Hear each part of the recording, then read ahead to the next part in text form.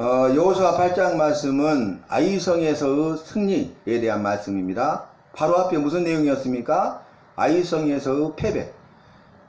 아이성과 전쟁을 하는데 전쟁에서 패배했어요. 그런데 오늘은 아이성에서 승리하게 되었습니다.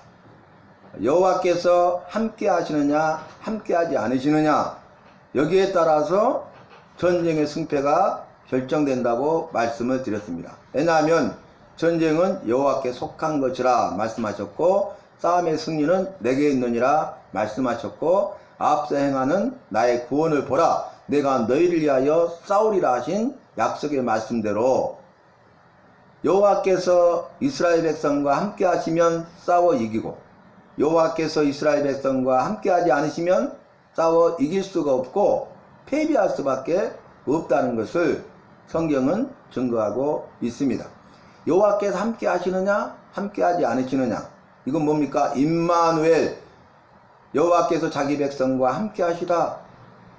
여호와께서 임마누엘로 함께 하시면 능히 싸워 이길 수 있고, 여호와께서 임마누엘로 함께 하지 아니하시면 능히 싸워 이길 수 없더라. 이것이 말씀을 통해서 우리에게 주시는 메시지입니다. 그래서 오직 우리는 여호와와 함께 여호와 앞에서 삶을 살아야 하는 것입니다. 예수님께서도 12명의 제자를 부르셔서 그들로 하여금 주님과 함께하게 하셨고, 또 그들을 보내사 전도도 하게 하시며 많은 귀신을 쫓아내게 하시느니라. 제자를 세우신 이유를 말씀하시는데, 첫 번째가 뭡니까? 가장 중요한 첫 번째가, 주님께서 주님의 12명의 제자를 세우신 이유는 12명의 제자가 주님과 함께 하도록 하기 위해서, 그리고 두 번째는 전도하기 위해서 영혼구원, 세 번째는 많은 귀신을 쫓아내는 권능을 행하도록 하기 위해서. 그러니까 저와 여러분도 예수님의 제자된 삶을 살기 위해서는 제일 첫 번째 우선순위가 뭐예요? 예수님과 함께하는 삶을 살아야 된다는 것입니다. 그래서 부르실 때도 나를 따르라 하시니 곧 예수를 따르니라. 따르라, 함께하자 그 말이죠. 따르니라, 함께했다 그 말입니다. 여러분, 그래서 임마누엘이 중요한 것이에요. 임마누엘, 여호와께서 자기 백성과 함께 하시는데, 함께 하시면 떠나지 아니하시고 영원토록 함께 하십니다. 우리가 이 땅의 삶 가운데 죽을 때까지 함께 하시고, 아니 죽음 이후에도 영원한 세계에서 영원히 함께 하시는 것입니다. 그래서 그 임마누엘 여호와, 이 의미는 뭐예요? 여호와, 첫 번째가 영원하시다 그 말이에요. 두 번째가 전능하시다. 전능하셔서 영원하신 거 보니 천지만물을 말씀으로 창조하셨죠. 말씀에 권세한 능력이 있으시죠. 그리고 그분은 영원하시고 전능하실 뿐만 아니라 이 모든 것을 만드신 모든 것의 주인이시고 모든 것을 주관하시는 주인이시다. 그래서 주인 되신 분이다 그 말이. 영원하시고 전능하시고 주인 되신 여호와여, 이것이 믿음의 신앙 고백인 것입니다. 그런데 오늘 아이성에서 패배할 때 여호와께서 이스라엘 백성과 함께하지 않았는데, 그 이유는 뭡니까? 이스라엘이 범죄하였기 때문이다. 그 말은 무슨 의미가 있습니까? 여호와 앞에 범죄하면 여호와께서 함께하지 않는다 그 말이. 여호와께 범죄하면은 여호와께서 함께하시도록 하기 위해서 그 여호와 앞에서 범한 죄에 대해서 즉시 회개하고 돌이켜서 제3, 제용서함을 받으면 여호와께서 함께하시는 것이죠. 그래서 죄가 있으면 여호와께서 함께하지 않는다라는 메시지잖아요. 근데 무슨 죄였습니까? 이스라엘 전체 공동체의 일원인 한 사람인 아간이 범죄하였기 때문이에요. 한 사람의 범죄를 이스라엘 공동체 전체의 범죄로 보신 것입니다. 왜냐하면 이스라엘은 거룩한 공동체이기 때문입니다. 한 사람이 범죄하여 거룩함을 더럽히면 거룩한 공동체를 이룰 수가 없어요. 그래서 이스라엘 백성 가운데 죄를 제거하여서 거룩한 공동체가 되도록 하기 위해서 아간의 죄로 말미암아서 아이성에서 실패하고 아이성 전쟁에서 패배하게 만드시죠. 2,000~3,000명만 보내면 싸워 이기겠나이다. 3,000명을 보냈어요. 최고로 큰 마지노선이죠. 그런데 패배하고 만 것입니다. 제비 뽑아 알고 보니 아간이 뽑혔고, 아간이 시날산의 아름다운 에터 한 벌과 은 200세겔과 50세겔 되는 금덩이 하나를 탐내어 그것을 자기 장막 밑에 숨기는 죄를 범한 것이죠. 여호와의 말씀대로 하지 아니하고 여호와의 말씀에 불순종하는 것이 죄가 아니겠습니까? 그래서 아간과 그와 함께한 자들과 그의 모든 짐승과 소유를 골짜기로 끌고 가서 돌로 쳐 죽이고 불살라서 돌 무더기가 되게 했는데 그 골짜기를 아골 골짜기라 불렀더라. 아골 괴로움의 골짜기라 불렀더라. 그렇게 맞췄죠. 그런데 오늘 여호와께서 이제 여호수아에게 아이성에서 싸울 것을 말씀하십니다. 싸워 이길 것을 말씀하시고 약속하십니다. 그래서 여호수아가 어떻게 합니까? 여호수아의 말씀대로, 여호와의 말씀대로 군사 3만 명을 뽑아요. 여러분 처음에 2~3천 명만 보내면 3천 명 보냈잖아요. 근데 3천 명이 10배인 3만 명을 뽑아가지고 보내는데 어떻게 합니까?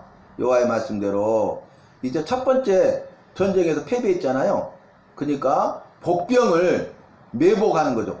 숨겨놓은 매복하는 복병을 성 밖에 5천 명이 숨어서 복병을 매복하게 만들어요.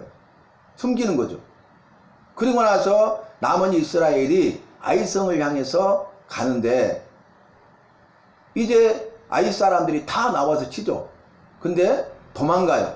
이건 작전이죠. 첫 번째 피했던 것처럼 도망함을 보고 아이 사람들이 힘을 내가지고 성문을 열어둔 채 모든 사람이 나와서 추격하는 거예요. 그때 매복했던 5천 명이 성에 들어가서 불을 지릅니다. 성문이 활짝 열렸잖아요. 그러니까 그 불과 연기 나는 것을 보고 뒤돌아봐요.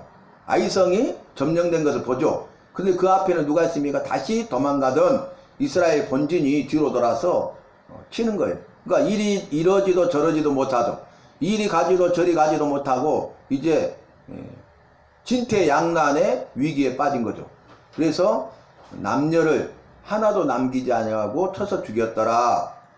그래서 이 전쟁에서 아이성 사람이 12,000명이 죽었다고 그 다음 절에 말씀하고 있습니다. 그런데 여러분 이제 여호와의 말씀대로 3만 명을 뽑아서 북쪽에 5,000명을 매복시키고 그리고 이제 아이성을 향해서 쳐들어가고 지는 것처럼 도망가고 또 이제 아이성을 점령하여 불지르고 또 뒤돌아서 양쪽에서 진퇴양난의 위기 가운데 처한 아이성 사람들이 쳐서 진멸하여 12,000명을 죽이고 대승 아이성에서 전쟁에서 승리했죠. 그런데 오늘 우리가 읽었던 8장 18절로 23절 말씀 보면은 이 모든 것을 여호와의 말씀대로 믿고 순종해서 준비했어요. 그런데 아이성과의 전쟁의 신호가 무엇입니까? 여호와께서 하신 말씀대로예요. 여러분 전쟁 준비가 다 끝났어요. 근데 전쟁이 시작도 여호와의 말씀대로 순종하는 걸 볼 수 있어요. 전쟁 준비를 하는데 여호와의 말씀대로 믿음을 가지고 순종해서 철저히 그대로 준비하고 행합니다. 여호와는 말씀하셨고 두 번째 그 약속의 말씀을 붙잡고 여호수아와 이스라엘 온 백성은 믿고 순종한 거예요. 여호와는 말씀하시고 우리는 믿고 순종하는 사람들이에요. 여호와는 말씀하시는 분이고 우리는 믿고 순종하는 사람들이에요. 우리가 그걸 알아야 돼. 그래서 전쟁 준비가 끝났는데 전쟁의 시작도 어떻게 합니까? 여호수아야 네 손에 있는 단창을 들어서 아이성을 가리키라. 내가 너희의 손에 붙이리니 싸워 이기리라. 이렇게 말씀하셨어요.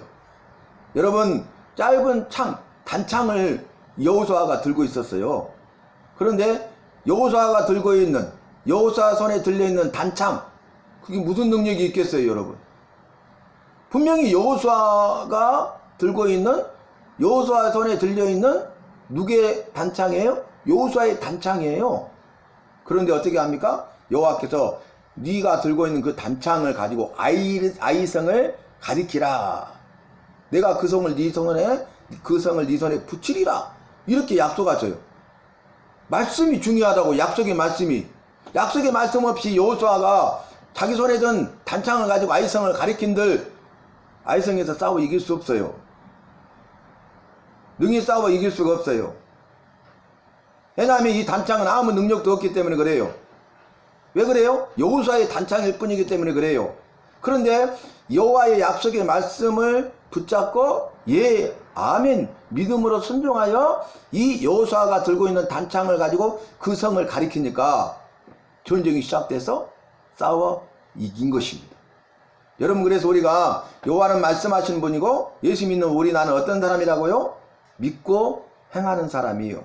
믿음과 순종, 믿고 순종하는 사람이 우리고 믿고 순종하는 사람이 바로 난데 근거가 있어야 돼요. 누구의 말씀? 여호와의 약속의 말씀. 그래서 한 문장은 뭡니까? 여호와의 약속의 말씀을 믿고 순종하라. 이게 메시지. 여호와는 약속의 말씀을 주시는 분이고 우리는 그 약속의 말씀을 두고 무엇한다고요? 믿고 순종하는 사람이라는 것을 분명히 알아야 되고 날마다 삶의 순간순간마다 그러한 삶을 살아야 되기 때문에 우리는 하루를 시작할 때 약속의 말씀을 받아야 되는 것입니다. 영혼의 양식, 오늘의 양식, 약속의 말씀을 붙잡고 오늘의 영혼의 양식, 오늘의 양식인 약속의 말씀을 붙잡고 믿고 순종하는 하루가 되어야 그 하루의 삶 가운데 우리 영적 전쟁 가운데 능히 싸워 이길 수가 있는 것입니다. 여러분 생각해 보세요. 이 여호수아의 손에 달린 단창을 가지고 아이성을 가리킨들 무슨 힘이 있단 말입니까? 그렇잖아요. 그런데 여호와의 약속의 말씀이기 때문에 믿고 순종했더니 아이성과 싸움에서 승리한 거예요. 왜요? 이 여호수아의 단창은 이제는 여호와의 약속의 말씀이 주어지니까 여호와의 단창이 된 것입니다. 여호수아의 단창이 여호와의 단창이 되니까 능력의 단창이 된 거예요. 기적을 행하시는 것입니다. 그래서 여호와께서 함께 하시느냐 함께 하지 않느냐가 중요하다고 오늘 본문 말씀도 증거하고 있는 것 아니겠습니까? 그래서 말씀을 보면은 18절에 여호와께서 여호수아에게 이르시되 내 손에 잡은 단창을 들어 아이를 가리키라. 내가 이 성읍을 내 손에 넘겨주리라. 여호수아가 그의 손에 잡은 단창을 들어 그 성읍을 가리키니 말씀하셨고 약속의 말씀을 붙들고 믿음으로 순종했다는 거예요. 여러분 아이성을 가리켰더니 싸워 이겼잖아요. 무슨 말씀이 생각납니까?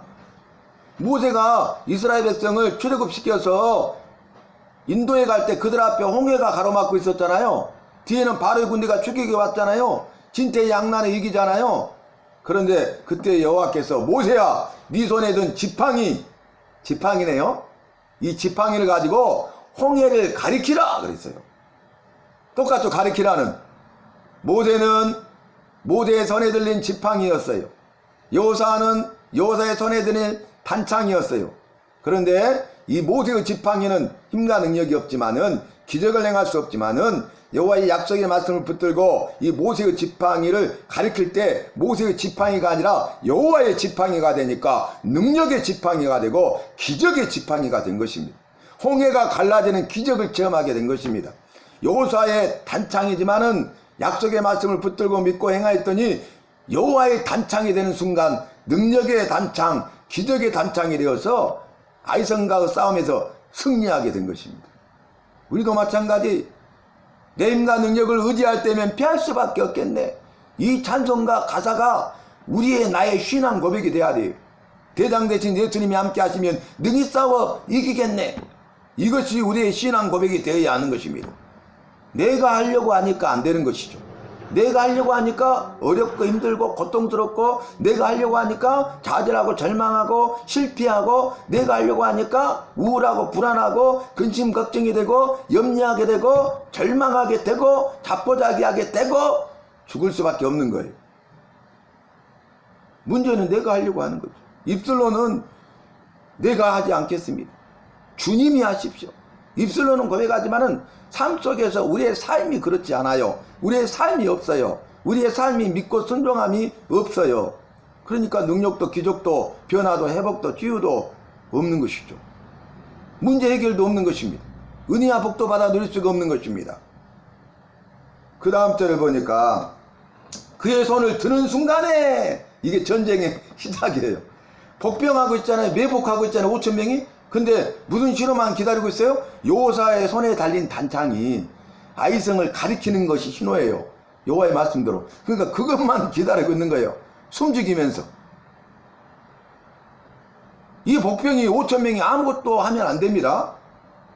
이 신호에 따라서 움직여야 되는 것입니다. 그런데 그 복병이 손을 드는 순간 복병이 그들의 자리에서 급히 일어나 성읍으로 달려 들어가서 점령하고 곧 성읍에 불을 놓았더라. 그러니까 보세요. 복병이 5,000명 있고 본진이 가니까 아이성 사람들이 나와서 싸우는데 본진이 도망가고 있는 상황이요. 그러니까 막 추격해서 성문을 열어놓고 다 나와서 추격할 때 여호수아가 그때 어떻게 합니까? 손에 든 단창을 가지고 아이성을 가리키는 거예요. 아이성이 비었다는 거죠. 그때 복병이 그냥 무혈 입성하는 거예요. 성문이 활짝 열어져 있어요. 아무도 없어요. 들어가서 불 질러버리니까 연기와 불이 이렇게 올라오는 거예요. 그것을 보고 아 점령했구나 하고 이스라엘 본진이 뒤로 돌아서 치고 또 아이성을 점령한 5,000명의 매복했던 복병들이 같이 양쪽에서 치는 거죠.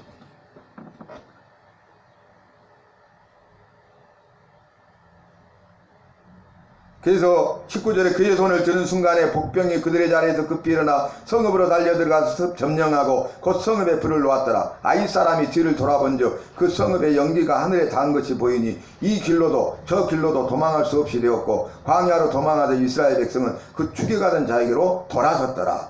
여호수아와 온 이스라엘이 그 복병이 성읍을 점령함과 그 성읍의 연기가 얼음을 보고 다시 돌이켜 아이 사람들을 쳐 죽이고 복병도 성읍에서 나와 그들을 침해 그들이 이스라엘 중간에 든지라. 어떤 사람들이 이쪽에서 어떤 사람들은 저쪽에서 쳐 죽여서 한 사람도 남거나 도망하지 못하게 하였고 아이 양을 사로잡아 여호수아 앞으로 끌어왔더라.